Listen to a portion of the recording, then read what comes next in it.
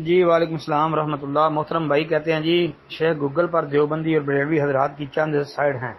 جن میں وہ ہر اس حدیث کو صحیح ثابت کر دیتے ہیں جن کو علماء اہل حدیث نے ضعیف یا من گھڑت قرار دیا ہوتا ہے۔ کیا ایسی احادیث ہوتی ہیں جن کو چند محدثین رحمہ اللہ نے صحیح کہا، چند نے ضعیف؟ تو ایسی صورت میں کیا کرنا چاہیے؟ اس حدیث کو ضعیف کہا جائے یا صحیح مانا یا یہ دیکھا جائے کہ صحیح کہنے والے بڑے پائے کے محدث ہیں یا ضعیف کہنے والے؟ محترم بھائی اس میں کئی چیزیں مد نظر رکھنی پڑتی ہیں۔ ایک تو اہل علم کی یہ تحقیق ہے کہ ایک حدیث کے اندر اگر اختلاف ہو جائے کہ یہ روایت جو ہے یہ صحیح ہے یا ضعیف ہے، اور صحیح کہنے والے بھی موجود ہوں، ضعیف کہنے والے بھی موجود ہوں، تو جو ضعیف کہنے والے ہیں وہ جو علت بیان کر رہے ہیں، جس راوی کی وجہ ضعف وہ بیان کرتے ہیں کہ جی یہ راوی اس میں ضعیف ہے اس لیے روایت ضعیف ہے۔ اب اس راوی کو دیکھنا پڑے گا کہ وہ راوی جو ہے یہ کیسا ہے، جی صحیح ہے ضعیف ہے۔ تو اس بارے میں ایک رائے تو یہ ہے کہ جمہور محدثین کی رائے کو جو ہے وہ تسلیم کیا جائے گا۔ اگر جمہور کے نزدیک وہ راوی ضعیف ہے تو پھر وہ ضعیف ہی قرار پائے گا، اگر وہ ثقہ صدوق ہے تو پھر جمہور کی بات راجح ہوگی۔ ایک رائے تو یہ ہے۔ دوسری یہ ہے کہ بھائی کسی وقت ایک سند جو ہے وہ ضعیف ہوتی ہے لیکن وہی روایت جو ہے کسی دوسری سند سے ثابت ہو جاتی ہے، یا بعض کا سند ضعیف ہوتی ہے متن درست ہوتا ہے، بعض اوقات متن اور سند دونوں ہی صحیح ہوتے ہیں، لیکن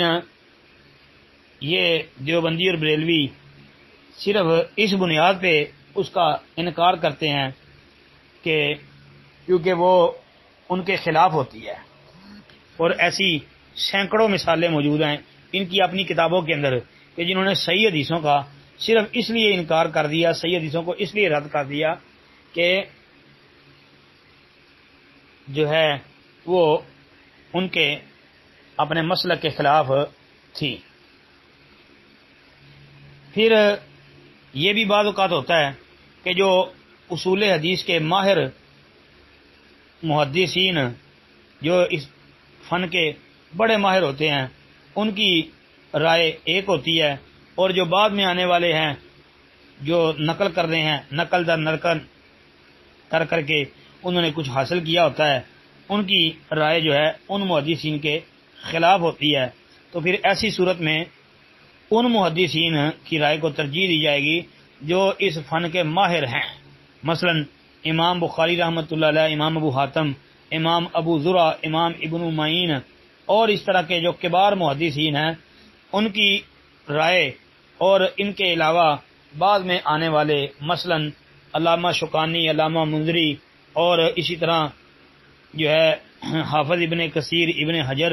زابی، اگر یہ ایک طرف ہو جائیں تو امام بخاری وغیرہ جن کا میں نے ذکر کیا وہ ایک طرف ہیں، تو پھر بھائی امام بخاری وغیرہ کی بات کو ترجیح ہوگی۔ اور کسی وقت جو ہے یہ بھی ہوتا ہے کہ ایک راوی ثقہ صدوق ہوتا ہے لیکن اس کی بعض روایتیں جو ہیں بعض راویوں سے ضعیف ہوتی ہیں۔ مثلا مثال کے طور پہ ایک راوی ہے وہ 10 بندوں سے بیان کرتا ہے، اور اس کی یہ وضاحت محدثین نے کر دی ہے کہ مثلا یہ 9 آدمیوں سے یہ روایت بیان کرے تو اس کی روایت صحیح حسن ہوگی، اگر کسی ایک فلاں بندے کا نام لے کر اگر یہ اس سے بیان کرے تو اس سے اس کی روایت ضعیف ہوگی۔ اس کی وجہ وہ کئی وجہ ہوتی ہیں، مثلا کہ اس کا اس سے سماع ثابت نہیں ہوتا، یا اس سے وہ تدلیس کر رہا ہوتا ہے وغیرہ۔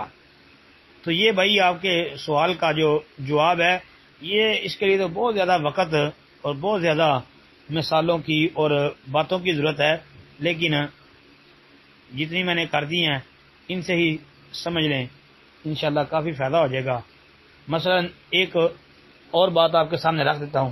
ایک راویہ جی عمران بن مسلم، یہ مستدرک حاکم وغیرہ کے اندر اس کی ایک روایت ہے، تو وہ ہے صرف عمران بن مسلم،